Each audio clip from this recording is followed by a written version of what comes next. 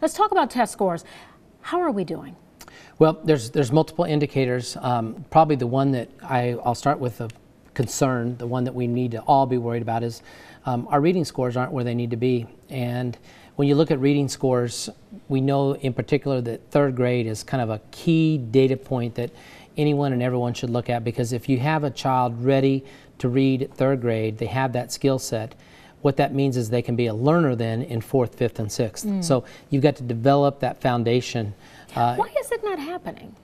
Well, I think there's a variety of things, and I think there's ways that we're trying to tackle that. One is that we're working with the governor and with the commissioner, the rest of the state, in something called the RISE training. And RISE training is really teaching the science of reading. And you may say, well, gosh, why has that not happened?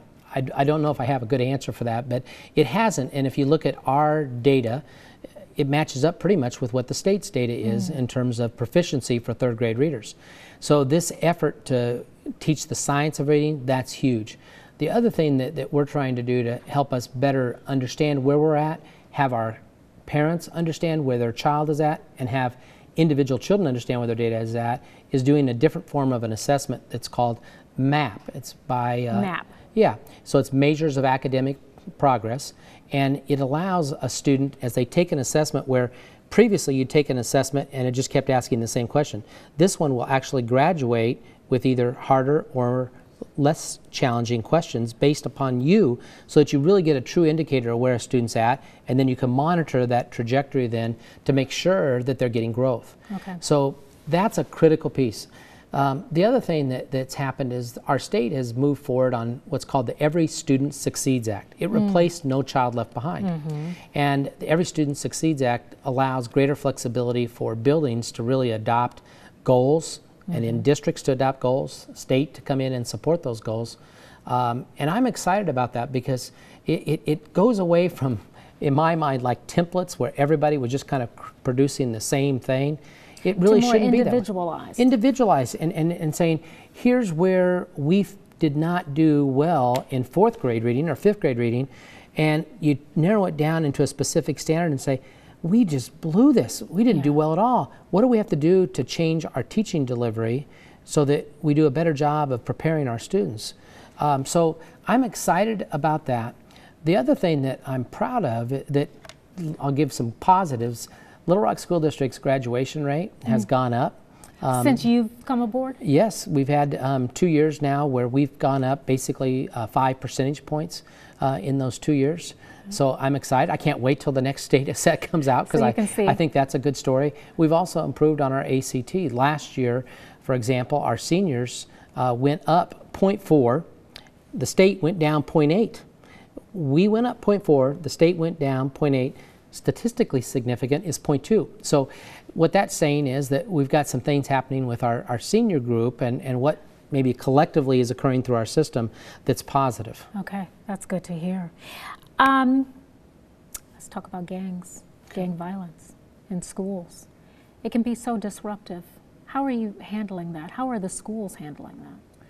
Well, you know, one thing is we've taken on a unique partnership with you. I was going to mention victory over violence. Yeah. You know, it's victory over violence, but it's also the work with Kevin, your partner. You know, to look at bullying, because you know, you look at violence, and there's a root to that, and sometimes the root is based on the fact that something happened to a young person where they get disconnected and feel isolated, and that can lend itself to either withdraw, or it could lend itself out to an explosion of you know, meanness or action on their own part. So what is it that we do to stop bullying? What is it that we do to have our kids be more engaged, which is, of course, the victory over violence. We're very excited that we're going to have a victory walk with our students, and they're leading that whole effort. That's exciting.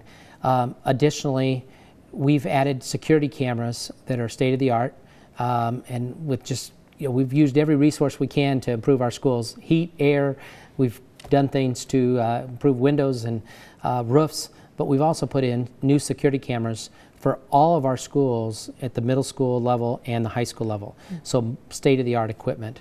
I think that's a powerful thing. And then we've also tried to make sure that our security team and our own employees are getting trained on de-escalation techniques so that they help take out some of the intensity of things so it doesn't explode so quickly. We're running out of time here, but there's another thing I wanted to ask you about, and it's different than what we were just talking about, active shooters.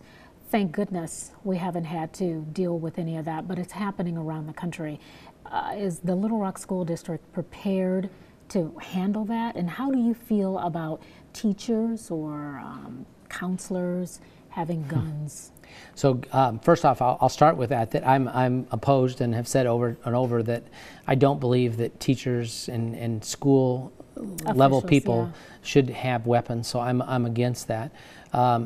I know that I'm very happy that this government, our state, the governor and Senator Jim Hendren pushed forward a bill that gave us the rave panic button, which basically allows a person to hit an app on their phone, and with 2 clicks it creates an emergency response that gets prioritized over everything else to get to that school. That's a powerful thing to help us combat any type of act of violence that might occur on a campus. Then the other thing is that we've got a great partnership with the Little Rock Police Department. So school resource officers, and a lot of people don't realize that, they're at all of our middle school and high school campuses.